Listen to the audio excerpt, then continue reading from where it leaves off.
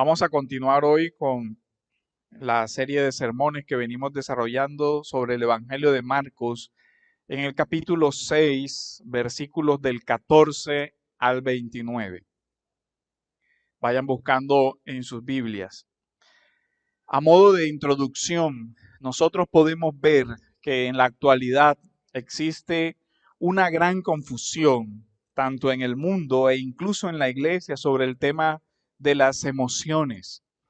Se habla hoy de la sociedad del bienestar, donde el principal objetivo es la búsqueda de la felicidad, pero una felicidad distorsionada, una felicidad que está más asociada a los placeres de este mundo, que ha degenerado en toda una pandemia de vicios, y todo eso porque supuestamente cada persona debe buscar su realización personal, etcétera, etcétera. Y lo que vemos cada día es más personas con serios problemas emocionales, depresiones, todo tipo de vicios y mayor infelicidad, porque el vicio no es el camino a la felicidad. Hoy se habla de que si eres soltero, entonces tienes que vivir todos los placeres para que seas feliz. Entre más pasiones desordenadas desarrolles, entre más egoísmo, egocentrismo, narcisismo, que se traduce en todo lo merezco porque yo soy bueno, yo no he matado a nadie, así que merezco ser feliz y todas las cosas buenas en esta vida. Y eso sin contar con el afán de perseguir riquezas, que es el origen, según la Biblia, de muchos males. La persecución de la fama, que hoy hace que personas hagan todo tipo de locuras en redes sociales para supuestamente llegar a tener esa felicidad. Lo que nosotros estamos viendo hoy es que la falta de dominio propio sobre las pasiones está llevando a toda una generación al infierno, de una vida destrozada aquí y de una vida eterna también. Ahora, en este evangelio nosotros vemos el ejemplo de un rey impío atado a todo tipo de vicios y malas pasiones. Pero también vamos a ver el ejemplo de la fidelidad al evangelio en el caso de Juan el Bautista, que le lleva a la muerte a manos precisamente de un rey que tiene un mundo de pasiones desordenadas. En el capítulo 6 nosotros vemos desde el versículo 4 que dice de la siguiente manera: el rey Herodes se enteró de esto, pues el nombre de Jesús se había hecho célebre y la gente decía: Juan el Bautista ha resucitado de entre los muertos, por eso es que estos poderes milagrosos actúan en él. Pero otros decían: es Elías, y otros decían: es un profeta, como uno de los profetas antiguos. Al oír esto, Herodes decía: Juan, a quien yo decapité, ha resucitado. Aquí vemos que habla la conciencia culpable del rey. Y además vemos todas las supersticiones que se desarrollaban alrededor de lo que estaba pasando con Jesús y los milagros. Al oír esto, entonces, ¿en qué piensa Herodes? De alguna manera el fantasma de Juan me está persiguiendo. Porque Herodes mismo había enviado a prender a Juan y lo había encadenado en la cárcel por causa de Herodías, mujer de su hermano Felipe, pues Herodes se había casado con ella. Y Juan le decía a Herodes: no te es lícito tener la mujer de tu hermano. Miren, aquí comienza ya a reflejarse el tema de pasiones desordenadas.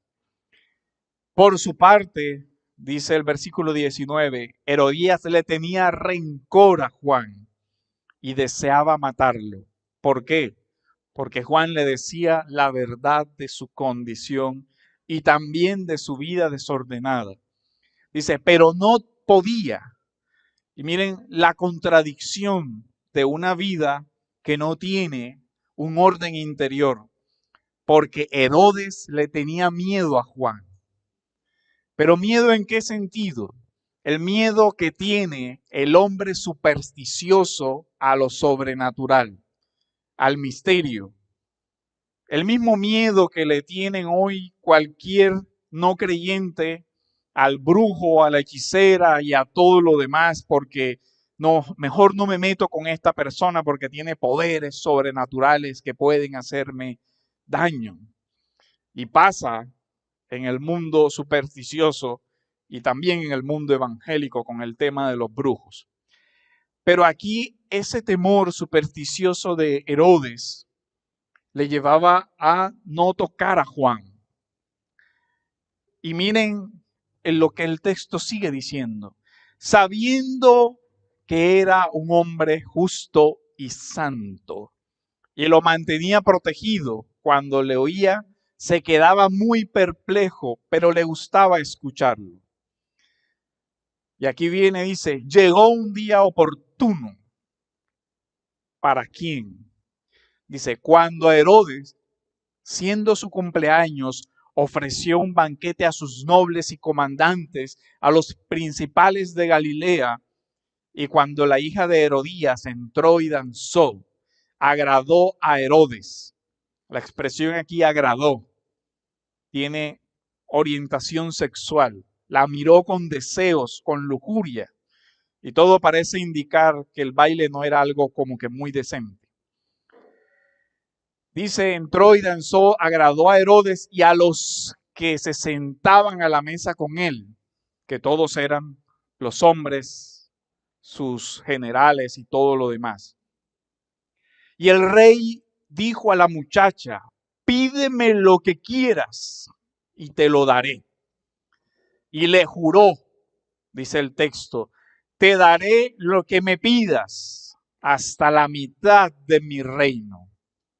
Ella salió y dijo a su madre, ¿qué pediré? Y su madre contesta, la cabeza de Juan el Bautista. Le respondió ella. Enseguida ella se presentó apresuradamente ante el rey con su petición diciendo, quiero que me des ahora mismo la cabeza de Juan el Bautista en una bandeja, como si se tratara de un postre. Aunque el rey se puso triste, ven, pasó de la alegría, de la excitación sexual a una aparente tristeza ahora. Sin embargo, a causa de su juramento bastante imprudente para tratarse de un rey, y de los que se sentaban con él a la mesa, es decir, de su honor, porque no podía dejar de cumplir la promesa, no quiso contradecirla. Y da la orden. Al instante, el rey envió a un verdugo y le ordenó que trajera la cabeza de Juan. Y él fue y lo decapitó en la cárcel y trajo su cabeza en una bandeja y se la dio a la muchacha y la muchacha se la dio a su madre. Cuando los discípulos de Juan oyeron esto, fueron y se llevaron el cuerpo y le dieron sepultura. Lo que vemos aquí es un rey que no gobierna. Lo que observamos de este texto es que estamos ante un rey, primero, gobernado él mismo por sus malas pasiones, por temores irracionales, supersticioso, gobernado por una sexualidad extraviada, manipulado y gobernado por Herodías, que utiliza a su propia hija como instrumento. En el comentario que hace Joel Marcus sobre este tema, dice lo siguiente. A lo largo del pasaje descubrimos que el supuesto rey no logra mantener el control de sí mismo y mucho menos de sus súbditos, sino que aparece esclavizado por sus emociones, que van pasando de un modo muy vivo entre el temor supersticioso, la fascinación por lo sobrenatural, milagros, resurrecciones, la explosión de un deseo sexual que lo lleva al borde de la locura y luego a la depresión porque acaba de asesinar a un hombre que él sabía que era santo y justo. Aparece casi como una tragicomedia.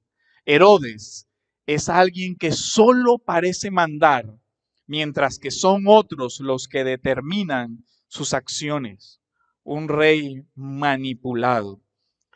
Sobre este tipo de reyes, es curioso que aún el mundo antiguo hablaba de los reyes que se dejaban llevar por sus malas pasiones.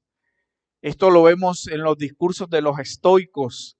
Incluso Platón, en su obra de la República, hace una reflexión interesante sobre los banquetes en el mundo antiguo y la lujuria de los reyes. Y en el Tratado de la República dice lo siguiente: implantado en él el aguijón de la pasión insatisfecha, entonces este caudillo del alma, custodiado ahora por la locura, enfurece y, si coge algunas de las opiniones o deseos considerados positivos, los aniquila y arroja fuera de él, hasta quedar purificado de la moderación y pleno de esta locura que ha sido auxiliada desde el exterior. Describe perfectamente la génesis del varón tiránico. Dice, y no será por este motivo por lo que desde hace mucho se dice que Eros es un tirano. Es probable, responde en el diálogo. Y bien, mi amigo, ¿no se cuenta el hombre embriagado con un espíritu tiránico? Lo digo pues, después de eso, pienso, se suceden las celebraciones. Lo que está criticando Platón era esas celebraciones pomposas. Y más adelante dice, los jolgorios, los festines, las queridas y todas las clases de índole de estos hombres en cuyo interior vive el tirano Eros, cuya alma gobierna íntegra. Dice, hay reyes gobernados de tal manera por sus pasiones que no se miden. Y sobre todo habla del tema de la pasión sexual, que es uno de los aspectos que más se ve en el tema de Herodes. Primero, se casa con la esposa de su hermano. Y esta joven a la que él mira con lujuria y deseo era su sobrina. De tal manera que vemos que los conceptos de ciertos límites familiares y cierto respeto dentro de la familia no se ve. Lo que Juan le dice es, no te es lícito tener la mujer de tu hermano. Y aquí vemos el tema de las pasiones. Agustín en Ciudad de Dios dice, las pasiones son malas si el amor es malo, buenas si el amor es bueno. El tema es, ¿qué es lo que mueve tus pasiones? Tesalonicenses nos habla de cómo los gentiles, dice, andan en pasiones degradantes porque no conocen a Dios. Pero los creyentes, la instrucción de Tesalonicenses en el capítulo 4, versículo 5 dice, no en pasión degradante como los gentiles que no conocen a Dios. Colosenses en el capítulo 3, versículo 5 también nos habla de las pasiones y dice, por tanto, consideren los miembros de su cuerpo terrenal como muertos a la fornicación, a la impureza, a las pasiones, a los malos deseos, a la avaricia, que es idolatría. Santiago, cuando habla del tema de las pasiones, dice, cada uno es llevado y seducido por su propia pasión. Pablo le dice a Timoteo, huye de las pasiones juveniles y sigue la fe, la verdad, el amor. Sobre el mundo antiguo y el desorden de las pasiones, también Romanos ha dicho, por eso Dios los entregó. ¿A qué cosa?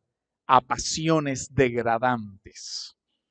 Porque sus mujeres cambiaron la función natural por la que es contra la naturaleza.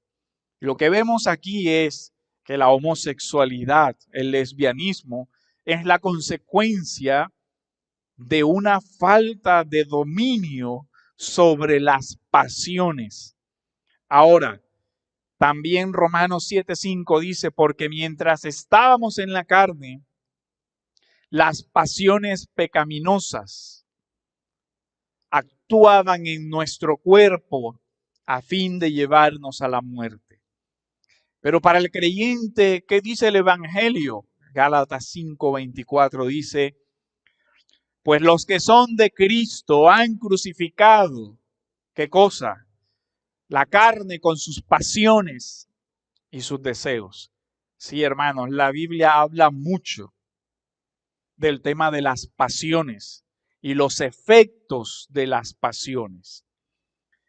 La segunda carta a Timoteo también dice que en los últimos días vendrán tiempos y hombres difíciles que serán amadores de sí mismos, sin amor, calumniadores, desenfrenados, amadores de los placeres en lugar de amadores de Dios. Pero detengámonos un poco a entender, cuando la Biblia habla de pasiones, ¿de qué estamos hablando? El término pasiones ya se encontraba en el mundo clásico, en las obras de los filósofos, y se entendía como la modificación del alma. Recuerden también que cuando se habló de Dios, dijimos que es sin pasiones, ¿se acuerdan? Es decir, el ser interior de Dios no se modifica, no cambia de una cosa a otra. Cuando hablamos de las pasiones, hablamos de la modificación del alma, cuando se pasa de un estado a otro, de un estado de tranquilidad, por ejemplo, a un estado de alteración o perturbación. Sobre todo en el mundo clásico, sobre todo los estoicos asociaban las pasiones a la perturbación o a la falta de tranquilidad en el alma. Cuando nosotros hablamos de pasión y cuando la Biblia habla de pasión, podríamos asociarlo como a lo que hoy nosotros llamamos emociones. Más o menos es el mismo concepto. Las emociones que inclinan a una persona a obrar o no obrar, de acuerdo a que considere que eso es bueno o malo. Normalmente, la distorsión ¿en qué consiste? En que si algo me hace feliz, entonces yo debo hacerlo, porque el objetivo es la felicidad.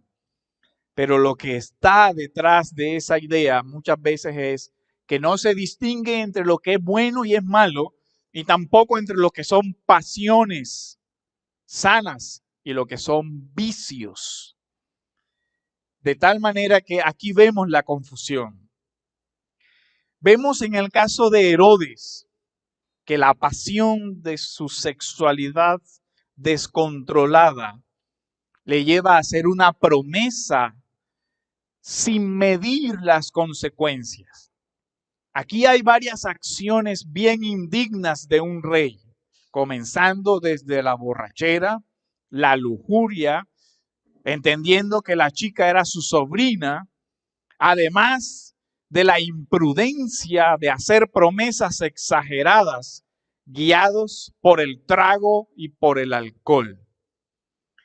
La sabiduría de Israel exhortaba a los reyes y les advertía a los reyes, a los jueces y a los poderosos que tuvieran cuidado con el vino.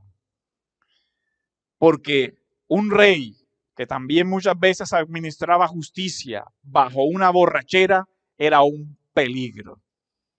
Así como hoy vemos lo peligroso que resulta ser la irresponsabilidad de muchos que conducen bajo el efecto de alcohol y droga, y cómo el mal control de las pasiones termina con la vida de otros, a los reyes especialmente se les advertía en Proverbios 31:4.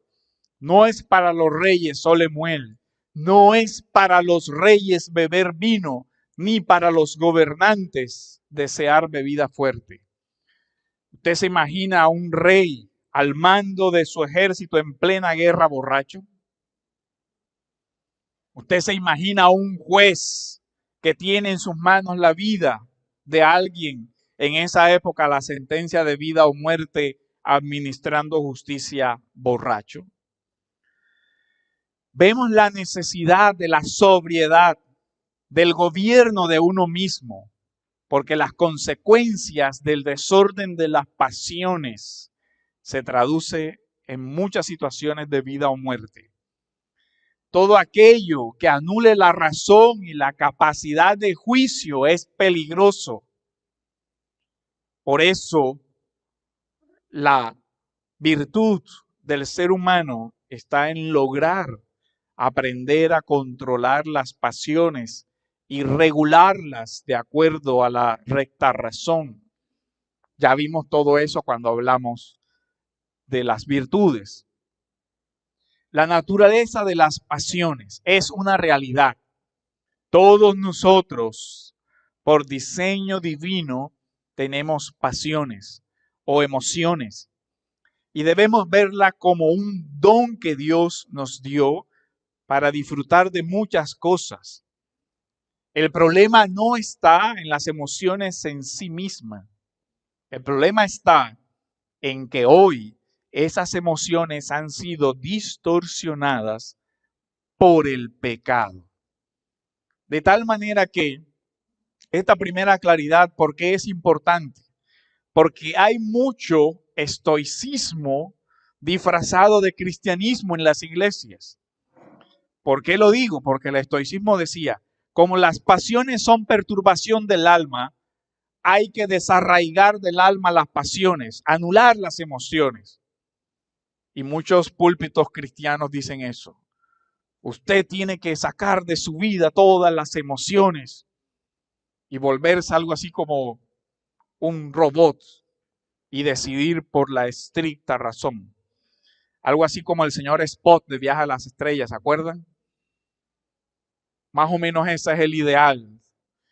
Pero no, la Escritura no nos llama a eso porque fuimos creados con esas emociones, con esa capacidad de apreciar y ver el mundo. Es ahora carne de mi carne, hueso de mis huesos, dice el hombre antes de la caída, donde evidentemente tiene un deleite por aquella que será su esposa. Lo que sí nos llama la Escritura es a una santidad que podríamos decir debe ser integral. Santidad del cuerpo, santidad de las emociones, gobierno de nosotros mismos, tal como enseña la Escritura, dominio propio, concepto que también se ha perdido en el mundo moderno, porque el ideal que se da es dar rienda suelta a todo lo que desees. Y en el mundo evangélico, si te hace feliz, hazlo. Si te da paz, hazlo. No, porque no nos ha dado Dios espíritu de cobardía, sino de poder, de amor y de dominio propio. La segunda carta a Timoteo lo dice así. Ahora, ¿qué debemos o cómo debemos ver la relación entre pasiones y virtudes? Y debo decir, las pasiones son moralmente buenas cuando contribuyen a una buena acción. Cuando el texto dice, ama a tu prójimo, y ese amor se traduce en ayuda al prójimo, entonces la pasión del amor resulta en una buena acción. Pero cuando la pasión es la ira, el deseo de venganza, el enojo o cualquier otra cosa y se traduce en una mala acción, entonces ahí vemos cómo la voluntad debería gobernar esas pasiones. Pero lo que está sucediendo en nuestra sociedad actual es que hay muchos Herodes por ahí sueltos, hombres y mujeres esclavos de pasiones desordenadas, que han olvidado el control de sí mismos, el dominio propio, la templanza y las virtudes, y que le llaman bueno a lo malo, a los vicios. Ahora bien, cuando nosotros hablamos de dominio propio, es importante aclarar que con relación al creyente no se está simplemente diciendo fuerza de voluntad. No. Si bien es cierto, nosotros tenemos una razón y esa razón debe guiar nuestras decisiones. Aquí es donde entra la gracia. La gracia de Dios puede fortalecer la vida interior del ser humano para concederle el dominio propio. ¿Por qué? Porque el dominio propio, la templanza, aparece en la Biblia como un fruto del Espíritu Santo. ¿Recuerdan? Pero el fruto del Espíritu es amor, gozo, paz, paciencia, bondad, fidelidad, mansedumbre, dominio propio. Eso en la Nueva Biblia de las Américas. Y en la Reina Valera, ese texto aparece traducido así. El fruto del Espíritu es amor, gozo, paz, bondad, mansedumbre, templanza, que es una de las virtudes que vimos. De tal manera que la vida cristiana debe ser movida, guiada por el Espíritu Santo. El Espíritu Santo entonces es quien debe guiar y mover nuestras emociones, consolarnos en momentos de tristeza, fortalecernos. Cuando se vive en Cristo, los sentimientos también son santificados. Lo que nosotros vemos en Herodes son varias pasiones. Por un lado, la culpa. Todavía sigue lamentando haber dado muerte a Juan. Pero eso solo por su temor a los espíritus y a su idea extraña del mundo. Aquí no hay una verdadera comprensión de la resurrección. Eso parece más o menos una idea de la reencarnación. Juan murió y ahora los poderes de Juan están en Jesús. Cosas por el estilo. El punto es que la predicación de Juan el Bautista lo confrontaba con un principio moral de la ley de Dios. Cuando Juan le dice, no te es lícito tener la mujer de tu hermano, la referencia está en la ley, específicamente en Levíticos, donde Levíticos prohibía ese tipo de relaciones entre familiares cercanos y entre hermanos. La única excepción de la ley era cuando era para dar descendencia a su hermano. ¿Se acuerdan? La ley del levirato. Para levantar descendencia al hermano. Pero, evidentemente, entre los Herodes, porque ambos se llamaban Herodes, el uno era Antipas y el otro no recuerdo cuál era, no era que existiera una relación así como muy fraterna que digamos. Y más adelante vamos a ver en la historia el efecto de esa decisión de Herodes. En todo esto lo que vemos es que Herodes no tenía ni una vida mental ni pasional ordenada. Los excesos que se ven en el festín son bastante expresiones de la imprudencia y además de la poca moralidad de esta corte. Era su sobrina, habíamos dicho. No creo que haya salido a hacer precisamente una exhibición de ballet ni nada por el estilo. El baile tuvo que ser lo suficientemente insinuante y no sabemos tampoco cómo estaba vestida como para que provocara la reacción que provocó en Herodes y en los otros hombres que estaban ahí. De hecho, uno se pregunta, ¿qué hace una joven danzando de esa manera para una manada de lobos como eran esos hombres borrachos? No era una conducta muy prudente ni muy decorosa, incluso para las reglas de la época. Porque recordemos que aún el mundo griego reclamaba de sus reyes algo de cierta dignidad y decoro, como dice Platón en la República. Oye, los reyes por lo menos no deberían ser esclavos de todas estas cosas. Pero lo cierto es que sucedía. Agustín, en el sermón en uno de sus sermones 307 comenta este pasaje así: danza una joven, su madre siente rebosar crueldad. Entre los placeres y lascivias de los comensales se injuria temerariamente e impíamente se cumple lo jurado. Se da el cumplimiento de un juramento. Todo indica que ese juramento fue movido por las más bajas pasiones del rey. Ahora, sin duda, hay una exageración en el juramento. Era una fórmula antigua: hasta la mitad de mi reino. Pero esa fórmula antigua se traduce en: lo que tú quieras, yo te lo voy a conceder. Y la promesa tiene un origen concreto. Es una recompensa por ese baile. Crisóstomo comenta, dice: tal era la estima que hacía de su imperio, tan cautivo se hizo de su pasión, que estaba dispuesto a renunciar a él por un simple baile de una chiquilla. Hechos prisioneros del placer, son conducidos como rebaños a donde el lobo quiere. El versículo 22 es la clave de todo este tema. En el comentario de Joel Marcos dice que la Septuaginta utilizaba la palabra agradó, que es eresén, para hablar del interés sexual. ¿Sabe dónde aparece esa expresión? En Génesis 19, 8. ¿Y se acuerdan del contexto? Sodoma y Gomorra.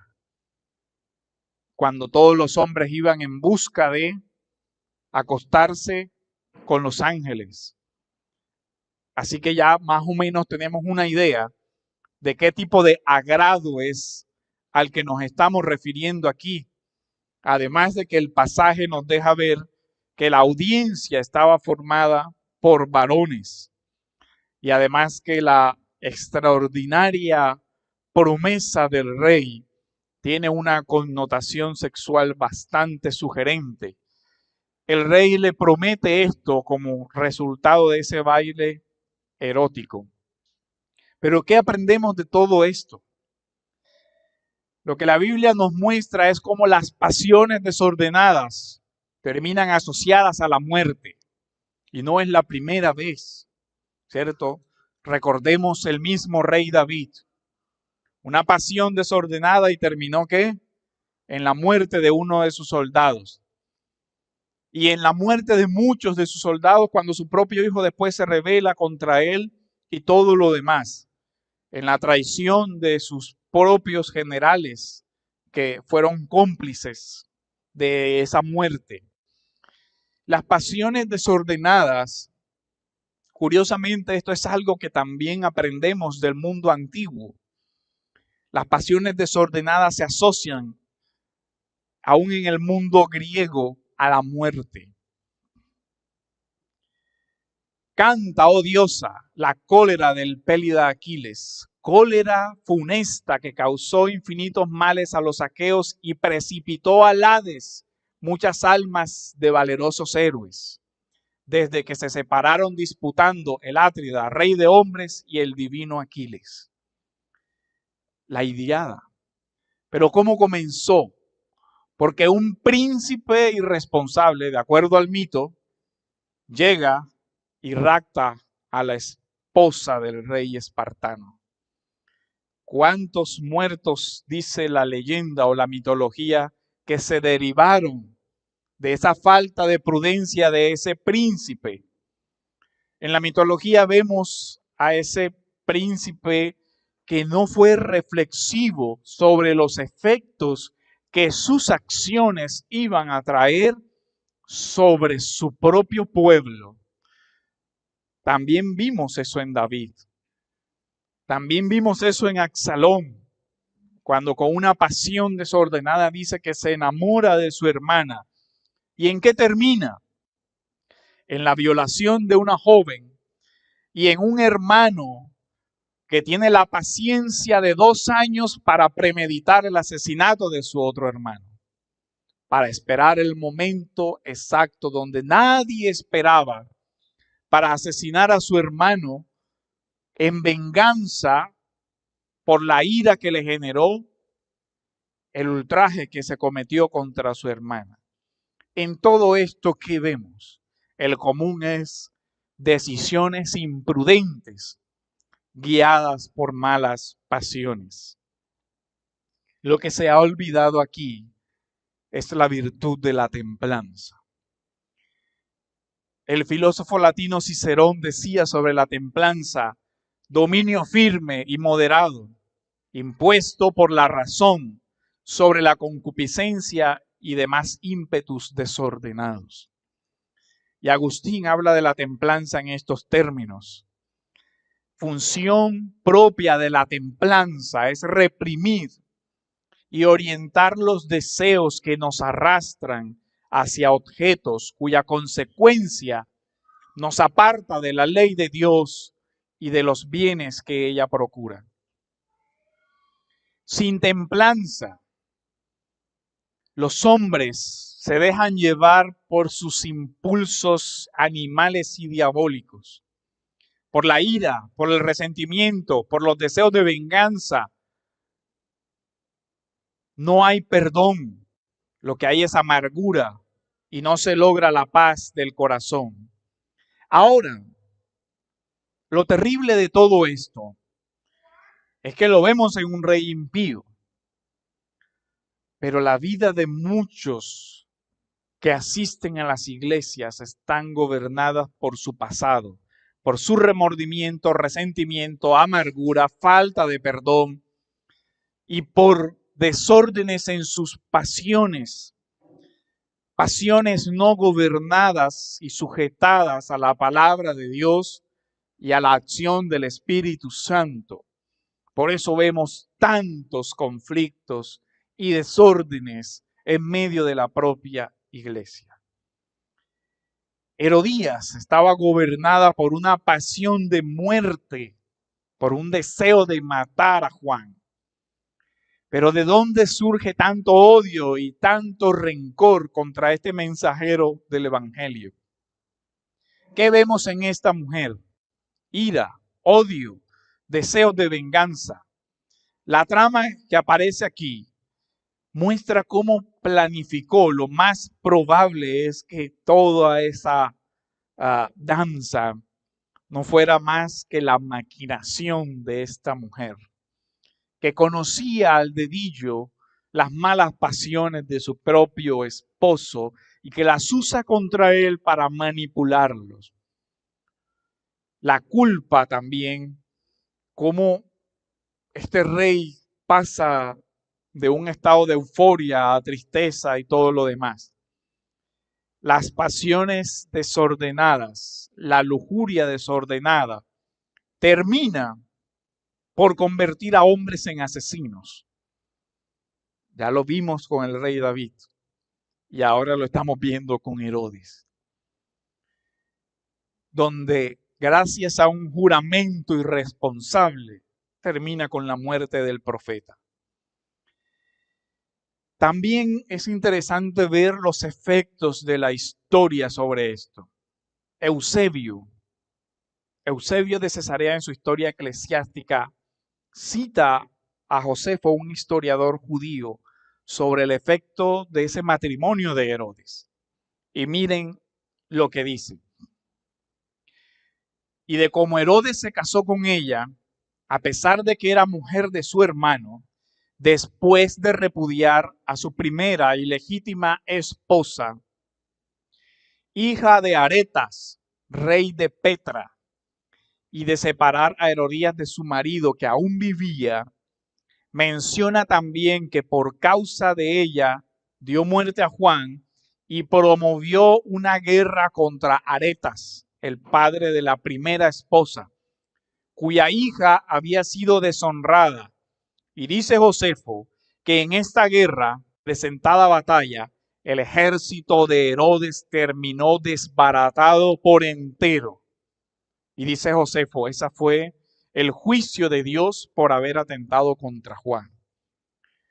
Pero miren cómo las pasiones desordenadas de este rey arrastraron a muchas almas a la muerte.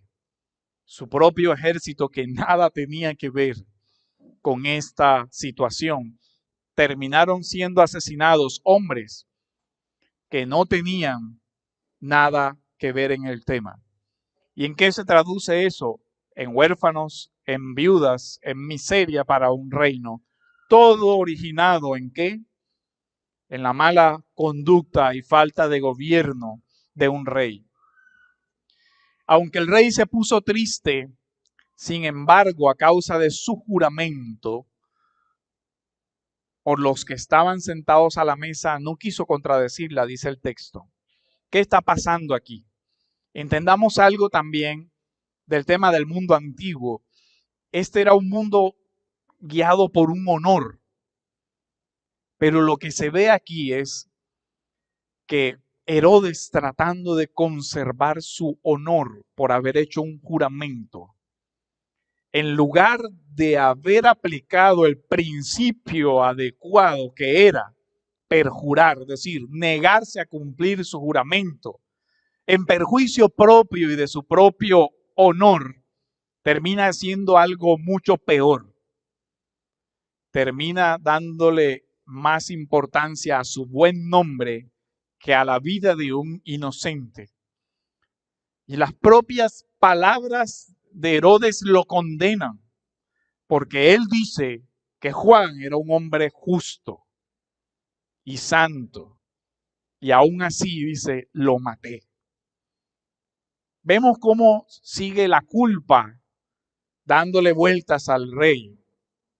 Pero lo cierto es que él pone su honra o su buen nombre antes que la vida de un ser humano, antes que la verdadera justicia y el verdadero honor, antes que el bien y la verdad. Porque Herodes debió haber retractado ese juramento. De hecho, uno de los padres de la iglesia, Beda, coloca un ejemplo, dice, en estas decisiones cayó Herodes porque o debía perjurar o cometer un delito peor. Cambiemos libremente el juramento con una decisión más sensata y si fuera necesario perjuremos, no sea que por evitar el perjurio caigamos en un delito más grave. Herodes, por el contrario, juró dar a la bailarina todo lo que pidiese y por no dejarse llamar perjuro por sus invitados, mancilló el banquete con sangre al permitir la muerte del profeta como premio de aquel baile. Recuerden también que en una parte del primer pacto, el rey jura matar, creo que es a Nadac, y su esposa ruega por la vida de él, y el rey retrae el juramento, dice, voy a tener misericordia. Pero en este caso, a pesar de que la Biblia es muy seria con el tema de los juramentos, recuerden que hay toda una ley en el Antiguo Testamento sobre los juramentos y que los juramentos deben cumplirse. En esta situación, ese juramento debió ser invalidado. Sin embargo, Herodes no lo hace. ¿Y por qué no lo hace? Por un deseo desordenado de sus pasiones de fama terrenal, de presumir ante sus oficiales. Él quiere conservar su dignidad de rey, un rey que cumple sus promesas. Aunque condene a la muerte a un inocente, aunque de forma indigna mató a Juan. Pero hay que recordar, Juan muere en esta tierra sin los tesoros de Herodes, sin la fama del maldito rey, pero muere honrado por Cristo. El Evangelio de Mateo nos dice sobre Juan lo siguiente: en verdad les digo que entre los nacidos de mujer no se ha levantado nadie mayor que Juan el Bautista. Así que muere deshonrado, ¿cierto? Muere en una cárcel, pero no hay nadie según el Evangelio, más grande que Juan el Bautista. Pero la muerte de Juan el Bautista nos lleva a otra cosa. Y él dice, el más pequeño en el reino de los cielos es mayor que él. Nos lleva a la promesa del reino, dice, aunque mis testigos mueran hoy, recuerden que habrá un reino.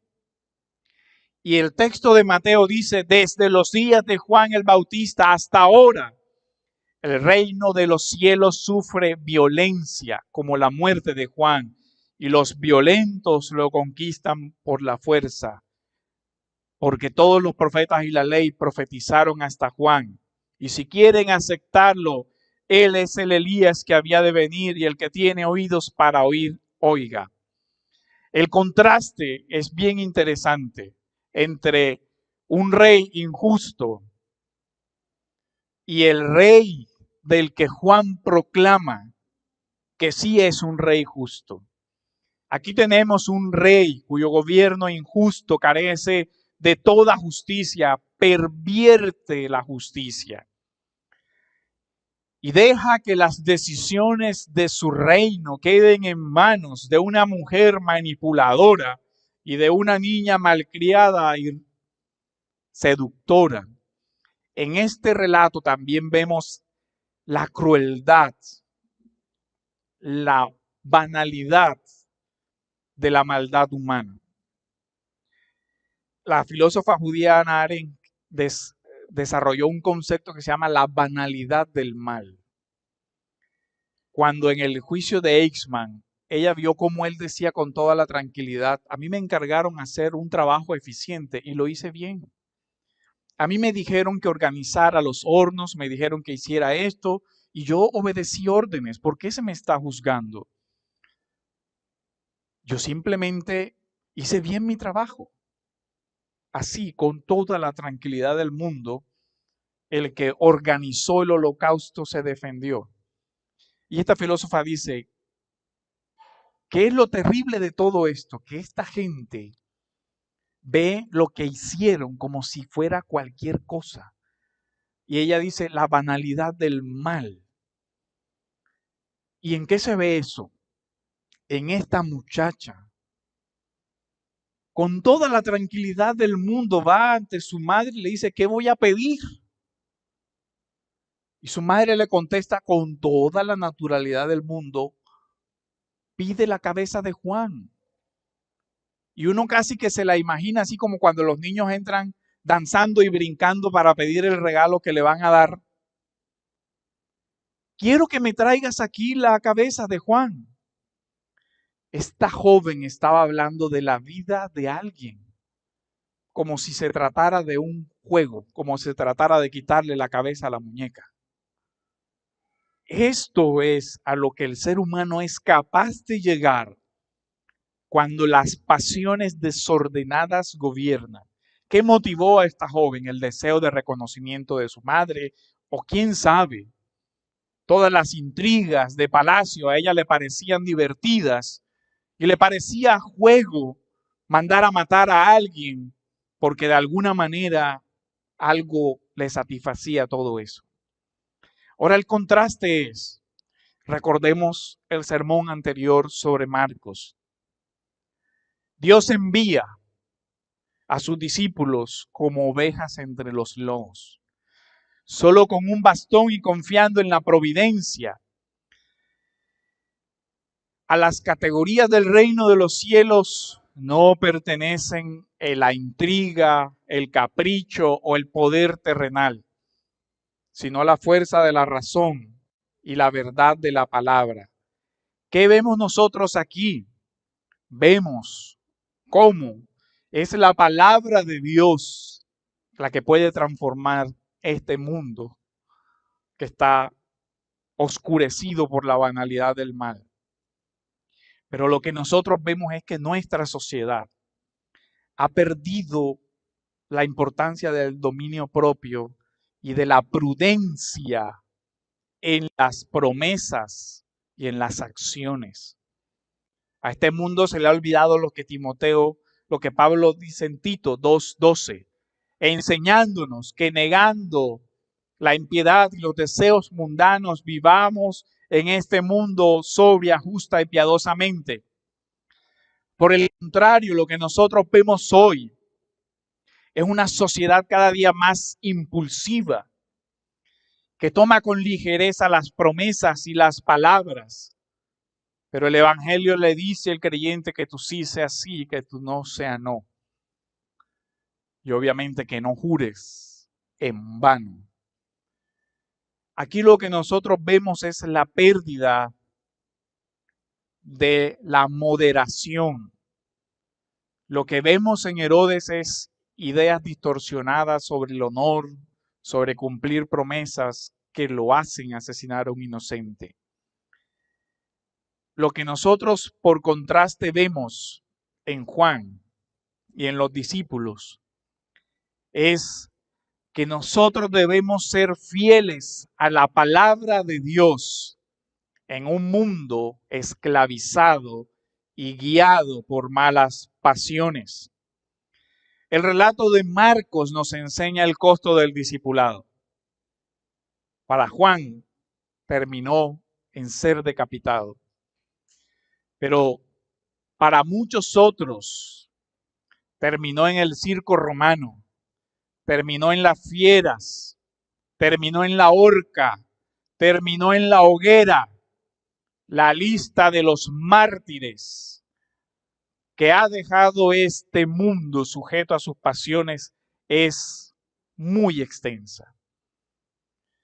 Lo que nosotros vemos aquí es la fidelidad a la palabra, una fidelidad que se opone a los poderes terrenales, en este caso representado por Herodes, que se opone a una sociedad que vive en pasiones degradantes que no son toleradas por la ley de Dios.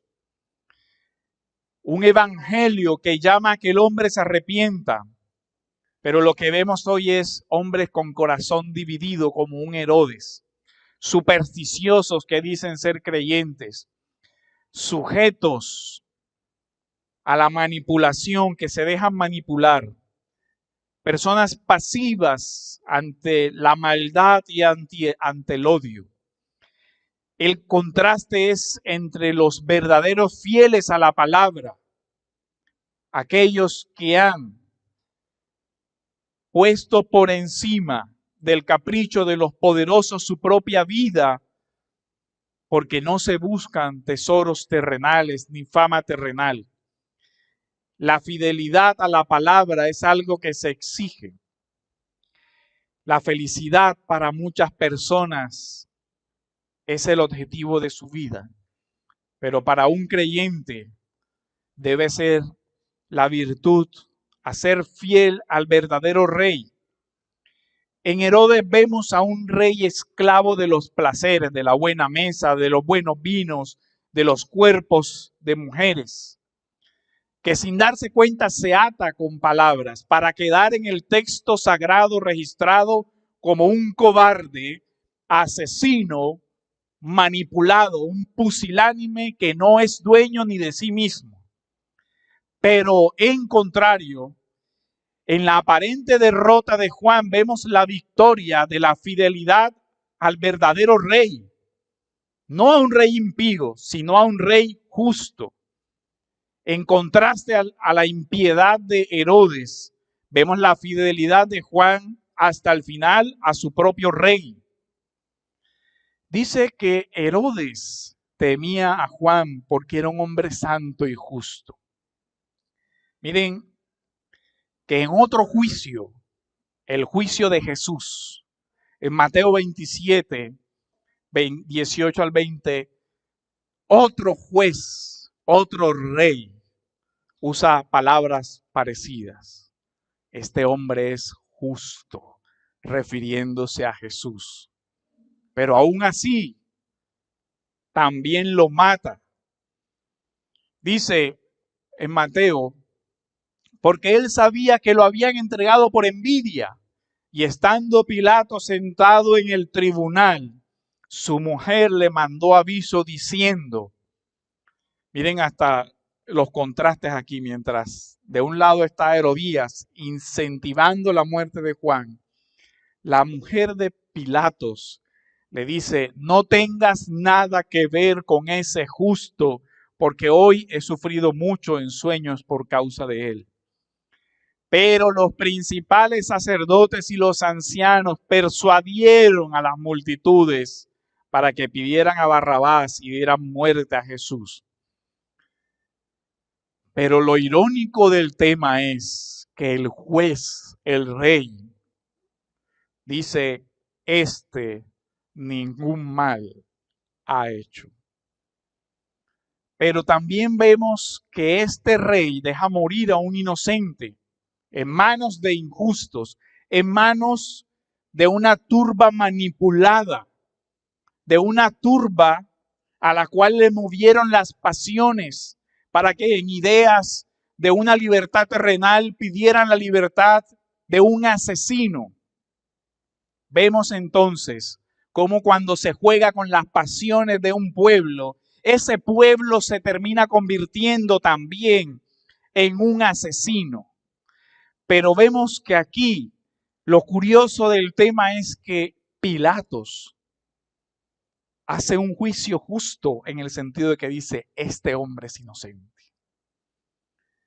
Pero cuando se le mueven a él sus pasiones, su miedo, su ser pusilánime, lo manipulan porque es una persona cobarde.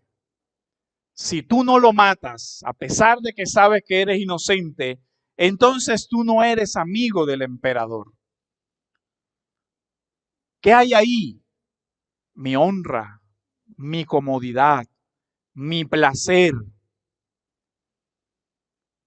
No importa la verdad, no importa nada de eso, no importa que este hombre sea inocente, no importa que él sepa que las masas se dejaron manipular, no importa que él sepa que todo el juicio era por envidia. Lo que vemos aquí es cómo estos hombres desecharon la verdad y la justicia, pero el contraste que se establece es con el Señor, el verdadero Rey justo, que muere de forma indigna en manos de reyes cobardes. Y aquí vemos el contraste también en la historia de la iglesia. Hombres y mujeres sencillos y humildes que murieron en un circo romano, que fueron ahorcados, quemados, murieron con mayor dignidad que esos reyes. De esos hombres, la Biblia dice, las mujeres recibieron a sus muertos mediante la resurrección. Otros fueron torturados, no aceptando su liberación a fin de obtener una mejor resurrección. Otros experimentaron insultos, azotes y cadenas y prisiones.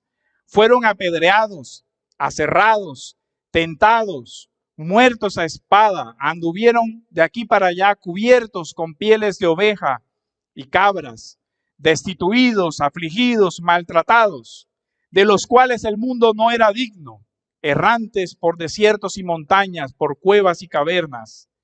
Eso lo dice Hebreos sobre los creyentes, de los cuales el mundo no era digno, de los cuales gobernantes como esos no eran dignos.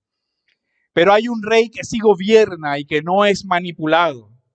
Y ese rey es Jesús, del que Juan anunciaba, que gobierna, según el Evangelio de Marcos, sobre los espíritus inmundos, sobre el viento y el mar, pero sobre todo que gobierna sobre el universo, que su trono es trono eterno, que es rey sobre los reyes de la tierra, pero sin embargo es manso y humilde de corazón. Es un rey prudente en sus palabras y que nos enseña que debemos ser prudentes con las nuestras. Es un rey verdaderamente sabio, que tiene palabras de vida, que hace juramentos de vida, que tiene palabras que conceden vida y resurrección. Un rey que somete a su Padre sus propias pasiones. Pase de mí esta copa, pero que no sea lo que yo quiero, sino lo que tú quieras. En su humanidad nosotros vemos cómo el Señor somete su voluntad y sus pasiones a su Padre. Este es un rey que sí merece honra, que siendo igual a Dios no se consideró como algo a que aferrarse, sino que se toma forma de siervo y se humilla hasta la muerte. Mientras que estos reyes se convirtieron en asesinos por guardar una honra terrenal, el Jesús de la Biblia va a la cruz. El verdadero rey va a la cruz a sufrir afrenta por una honra superior para su pueblo. Por lo tanto, si tú eres creyente, examina tu corazón y mira si eres realmente dueño de tus pasiones. Si realmente el Espíritu Santo domina sobre tus pasiones. Busca aprender sobre las virtudes y sobre la obra transformadora del Espíritu Santo, para que el Señor te ayude a vivir en esta vida como es digno del Evangelio, confiando en la palabra de Dios y en los medios de gracia, y que Dios nos ayude a ser fieles hasta el final al Evangelio que estamos llamados a predicar. Agustín dice: si el alma se adhiere firmemente a las cosas espirituales, el ímpetu de la pasión se cuartea y mediante sucesivas represiones poco a poco se extingue.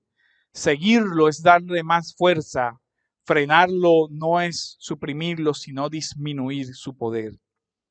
Si tú no eres creyente, entonces tengo para ti las mismas palabras de Juan.